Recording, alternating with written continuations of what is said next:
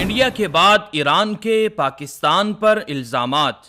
ایران نے پاکستان پر الزام عائد کرتے ہوئے کہا ہے کہ پاکستانی سرحد کے قریب ایرانی علاقے سے 14 ایرانی سیکیورٹی اہلکاروں کو اغوا کر لیا گیا ہے۔ ایرانی سرکاری میڈیا کے مطابق اغوا ہونے والوں میں ایرانی انقلابی گارڈز کے انٹیلیجنس افسران بھی شامل ہیں۔ ایران کی سرکاری نیوز ایجنسی کے مطابق ان سیکیورٹی اہلکاروں کو سرحدی علاقے سے 16 اکتوبر کی صبح 4 سے 5 بجے کے درمیان اغوا کیا گیا۔ ایرانی انقلابی گارڈز نے اس واقعے کے حوالے سے اپنی ویب سائٹ پر لکھا کہ اغوا کی واردات غیر قانونی طور پر ملک میں داخل ہونے والے مخالفین نے کی ہے۔ ویب سائٹ پر مزید کہا گیا ہے کہ ذمہ دار افراد کی تلاش کے لیے آپریشن جاری ہے اور پاکستان سے مطالبہ کیا گیا ہے کہ وہ سرحد کے قریب سرگرم دہشت گردوں کا خاتمہ کرے اور اغوا شدہ ایرانیوں کی بازیابی میں مدد کرے۔ ایران نے پاکستان پر الزام عائد کرتے ہوئے کہا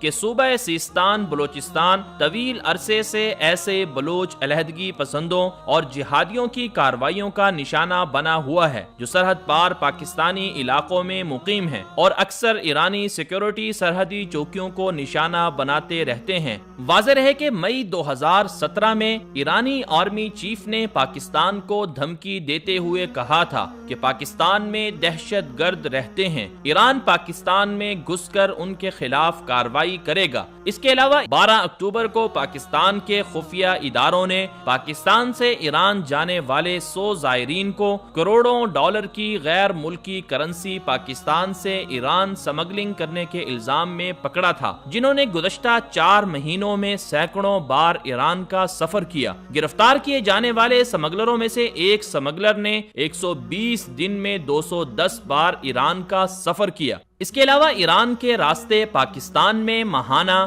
2.5 کروڑ سے زائد پیٹرول اور ڈیزل کے گیلن غیر قانونی طور پر سمگل کیے جاتے رہے ہیں، جنہیں ایرانی سرحدی محافظوں کی حمایت حاصل رہی ہے۔ رواں سال اگست میں کراچی سے ایک دہشت گرد عامر رضوی گرفتار کیا گیا، جس نے اقرار کیا کہ وہ ایران سے ٹریننگ لے کر پاکستان اور شام میں کارروائیاں کرتا رہا ہے۔ اس سے پہلے خطرناک بھارتی جاسوس کلبھوشن یادو، عزیر بلوچ، بابا لاڈلا، غفار ذکری جیسے خطرناک دہشت گرد بھی ایرانی پاسپورٹ، ایرانی مالی سپورٹ کے ذریعے پاکستان میں دہشت گردانہ اور شدت پسندانہ سرگرمیاں کرتے ہوئے پکڑے گئے ہیں۔ سوال یہ ہے، انڈیا کی کٹ پتلی حکومت کے بعد اب ایران پاکستان پر کیوں دہشت گردی کے الزامات عائد کر رہا ہے؟ کیا ایران پاکستان سے کروڑوں ڈالر کی غیر ملکی کرنسیوں کی ایران میں سمگلنگ اور ایران سے زیارت کے نام پر ٹریننگ لینے والے شدت پسندوں کو بچانے کے لیے پاکستان کو بلیک میل تو نہیں کر رہا؟